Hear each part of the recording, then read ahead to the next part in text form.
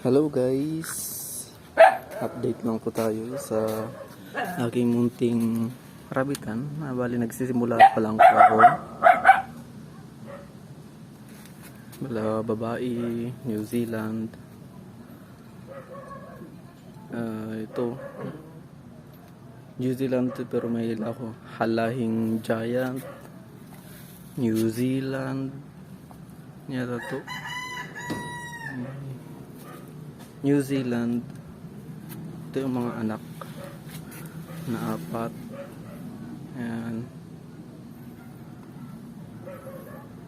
Baka po may tips po kayo para paano mag-identify ng mga lahi ng rabbit sa mga markings. Nagsisimula pa lang po tayo kaya hindi ko pa masyado kabisado. Yan po, pinakasta ko sa New Zealand to. Pinakasta ko di sa F1 Kali.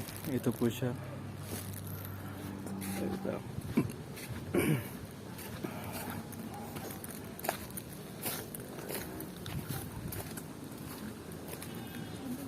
Ito, nakastan din. Kaya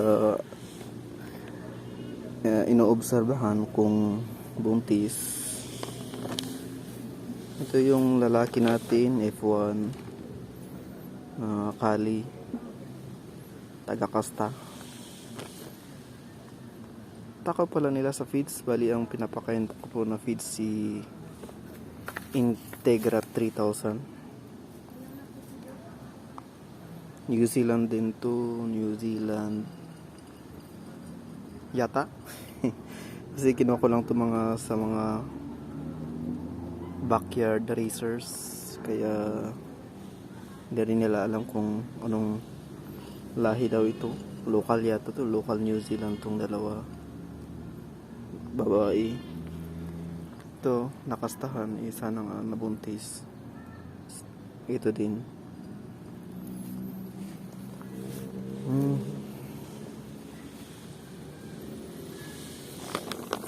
Yan po. Baka naman tips po dyan kung paano mag-alaga ng mga rabbit. Nagsisimula pa lang, kaya hindi pa kabisado kung ano ang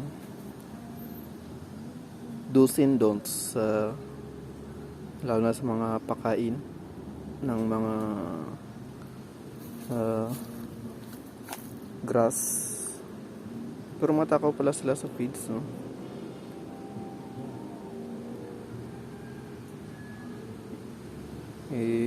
Sinusubukan ko kahit 100 grams per day, pero parang sumusobra pa yata eh.